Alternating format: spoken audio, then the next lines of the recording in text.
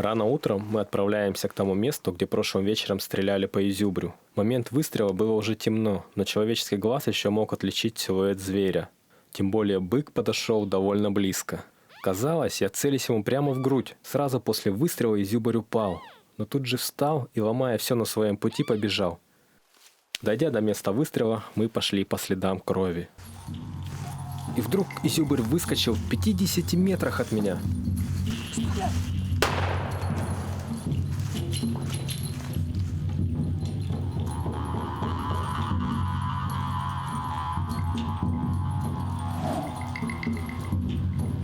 Есть, Федорович, есть!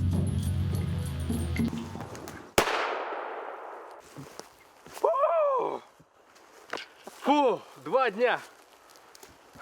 2 дня гонялись.